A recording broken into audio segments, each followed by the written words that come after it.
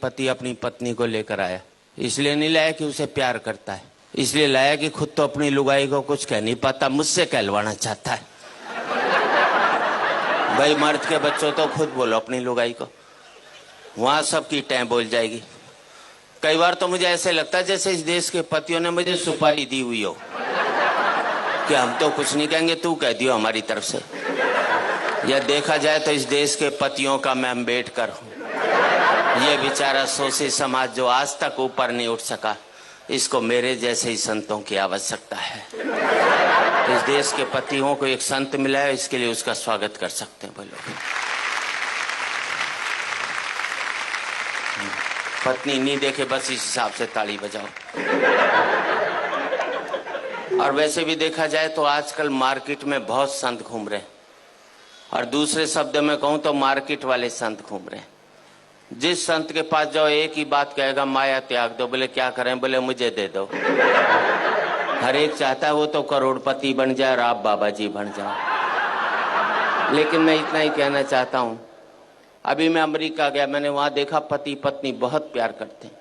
सड़क पर चलते चलते प्यार कर लेंगे, ट्रेन में बैठे बैठे प्यार कर लेंगे।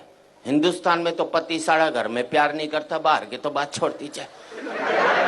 इतना प्यार करते हैं अमेरिका में पति पत्नी की, उनका प्यार का कोटा 2 साल में पूरा हो लेता है, फिर वो तलाक ले लेते हैं। हिंदुस्तानी पति पत्नी सुबह प्यार करेंगे, शाम को माथा फोड़ लेंगे, तो जिंदगी भर प्यार का कोटा पूरा ही नहीं हो पाता।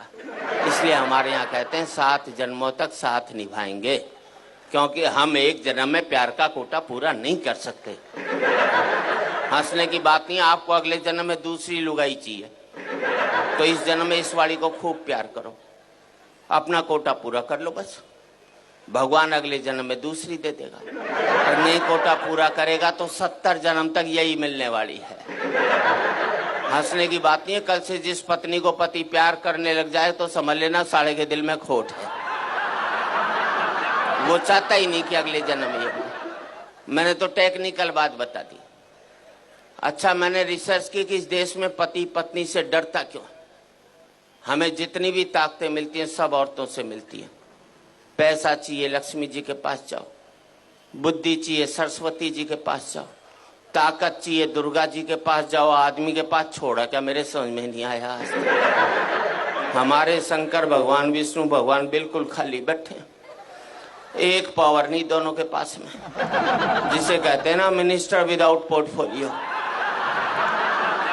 इसलिए एक जाकर बेचारा पहाड़ पर बैठ गया, और कपड़े भी कितने दिए पहनने को, देखो इसे, गले में सांप और डाल दिया।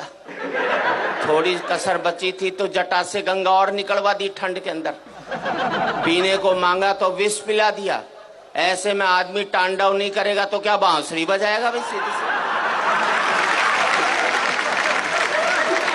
दूसरे को शेषनाग पर लिटा दिया, वो भी समुन्द्र में दूर दूर तक पीने का पानी भी नसीब नहीं हो सकता। अच्छा, दोनों बेचारे आपस में रोना भी नहीं रो सकते कि एक पहाड़ पर बैठा एक सागर में लेटा है, वरना दुखी पति आपस में बात करके मन हल्का कर लेते हैं।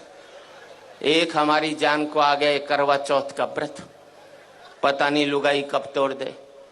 इधर व्रत टूटा उधर पति साफ, क्योंकि पति की जिंदगी के लिए रखा जाता है। इस देश में 100 व्रत ऐसे हैं कि पत्नी नहीं रखे तो पति की सेहत खराब हो सकती। एक व्रतशाला ऐसा नहीं बनाया जो पति नहीं रखे तो लुगाई के जुकाम भी हो जाते, तो हम तो बल्ला भी नहीं निकाल सकते। अभी करवा चौथ को घराड़ी बोली सोने का सेट दिला, मैंने कहा मैं तो नहीं दिलाता। बोले व्रत तोड़ू के? अंदर से रोटी ले आई, बोले ला रहा है कि अभी खाऊं? मैंने प्राण जाएंगे, ले आया। विदेशों में करवा चौथ के व्रत होते नहीं, इसलिए वहां तलाक हो जाते। अभी मैंने ब्याह की 25वीं वर्षगांठ मनाई, अमेरिका में होता तो 25वीं लुगाई की मना रहा होता, करवा चौथ नहीं होता ना वहां। हमारे यहाँ पति पत्नी तो रेल की पटरी की तरह, मिलो मत साथ जरूर चलना पड़ेगा। अलग इसलिए नहीं हो सकते कि बच्चे स्लीपर बनकर दोनों को जकड़े हुए हैं, ना इसको इधर जाने देते हैं ना उसको उधर जाने देते। अच्छा, इस देश में हर एक पत्नी पति को एक धमकी जरूर देती है। मैं तो बच्चों की वजह से टिकी हुई हूँ, वरना कब की निकल जाती। अब मैंने अपनी लुगाई से कहा, मैंने देख सारे बच्चे ब्याह लिए, अब तो निकल ले। बोले ना जरा पोते का ब्याह और देख लो, उसने कभी नहीं निकलना। और मैं आप सबसे एक ही बात कहना चाहता हूं, जिन परिवारों ने ये बच्चों के स्लीपर मजबूत रख लिए वो पति पत्नी इकट्ठे रह गए, जिनके ये स्लीपर कमजोर हो गए वो पति पत्नी भी अलग अलग।